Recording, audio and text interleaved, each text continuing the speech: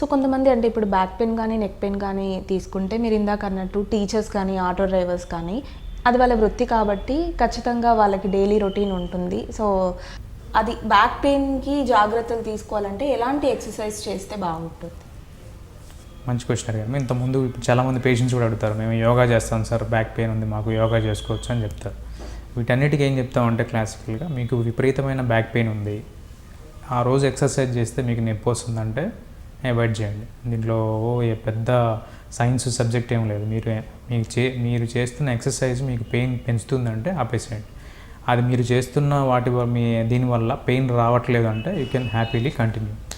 Even అంటే ఇప్పుడు ఉన్న సైన్స్ యోగా రెండు మ్యాచ్ అయినా అవ్వకపోయినా కూడా అంటే మేము రొటీన్గా చెప్పేది ఏంటంటే యోగా డెఫినెట్లీ హెల్ప్ఫుల్ ఫర్ అంటే ఒక రకమైన ఫిజికల్ యాక్టివిటీ ఎక్సర్సైజే కాబట్టి డెఫినెట్లీ దానివల్ల మీకు నొప్పి పెరగనంత వరకు, మీ నొప్పి బాగానే ఉన్నంత వరకు ప్రశాంతంగా యోగా కానీ ఎక్సర్సైజ్ కానీ చేసుకోవచ్చు.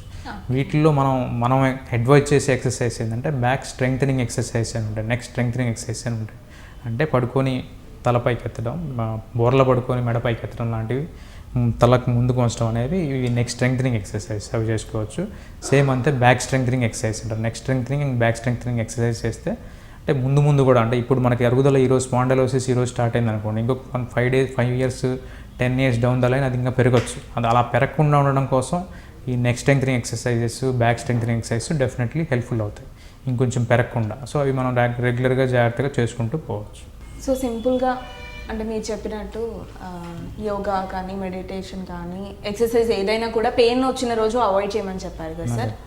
అంటే వాకింగ్ కూడా అవాయిడ్ చేయాలా? జనరల్లీ వాకింగ్ చేయమని చెప్తారు కదా. అవునమ్మా, డెఫినెట్లీ వాకింగ్కి అసలు బ్యాక్కి నెక్కి సంబంధం అంటే దానివల్ల అయితే ఆ స్పాండలోసిస్ పెరగదు. డెఫినెట్గా మీరు ప్రశాంతంగా వాకింగ్ వరకు అయితే కంఫర్టబుల్గా చేసుకోవచ్చు. ఇన్ఫ్యాక్ట్ కొంచెం ఒబేస్గా లావుగా ఉన్న వాళ్ళకి వాకింగ్ మేమే ఫోర్స్ చేస్తాం. వాకింగ్ చేస్తేనే వెయిట్ తగ్గితేనే ఇంకొంచెం బెటర్ రిలీఫ్ రావడానికి అవకాశం ఉంటుంది కాబట్టి వాకింగ్ చేసుకోవచ్చు, కంఫర్టబుల్గా చేసుకోవచ్చు. ఓకే.